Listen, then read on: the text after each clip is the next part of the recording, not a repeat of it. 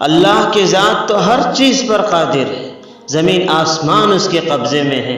عزیز دوستو، اللہ مسبب الاسباب ہے، اللہ اسباب کا محتاج نہیں ہے، اللہ اسباب کا پابند بھی نہیں ہے۔ اگر یہ بات ہمارے دلوں میں ہے تو ہمارا ایمان ہے، ورنہ عزیز دوستو ہمارا ایمان نہیں ہے۔ اسی لیے حدیث میں آتا ہے اللہ کی ذات پر ایسا یقین رکھو جس طرح یقین رکھنا حق ہے۔ جو بندہ اللہ کی ذات پر کامل بھروسہ کر لیتا ہے تو اللہ کی قسم اللہ زمین آسمان میں اس کے لیے دروازے کھول دیتے ہیں۔ یقین کی بنیاد پر انسان ترقی کرتا ہے۔ یہی چیز عزیز دوستو صحابہ کرام رضی اللہ عنہم اجمعین اللہ کے محبوب کے صحبت میں سیکھے تھے۔ ایسا مضبوط یقین بنا تھا صحابہ کرام کا۔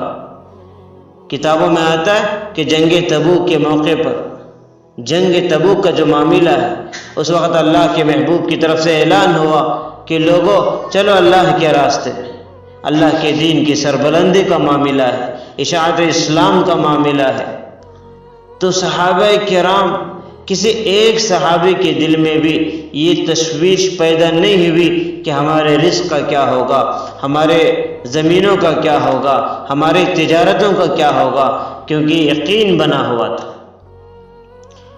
بلکہ اس وقت کھجوریں پک کے گرنے والی تھی، اور ریت کی زمین میں کھجوریں گر جائیں تو بیکار ہو جائیں گی۔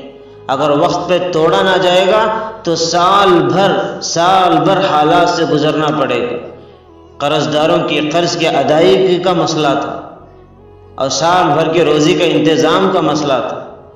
لیکن قربان جائیں صحابہ پر، اسی لیے تو اللہ نے قیامت تک کے آنے والے مسلمانوں کو کہا کہ اے ایمان والو، ایمان لاؤ اس طرح جس طرح میرے نبی کے صحابہ لے کر آئے۔ ایسا یقین بنا تھا عزیز دوستو، جب فوراً سارے صحابہ پکے پکائے کھجوروں کو چھوڑ کر نکلے تو یہود و نصارہ منافقین مذاق اڑانے لگے۔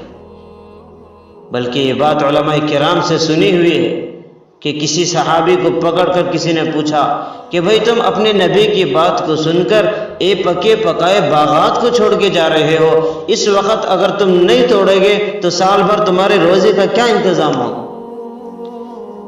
تو قربان جائیں ان صحابہ کے یقین پر، ان کے ایمان پر، ان کی محبت پر۔ تو صحابہ رسول کہنے لگے کہ لوگوں، ہم رزق کو چھوڑ کے رزاق کے پاس جا رہے ہیں، جب رزاق ہمارا ہو جائے تو رزق کی کیا کمی ہوگی؟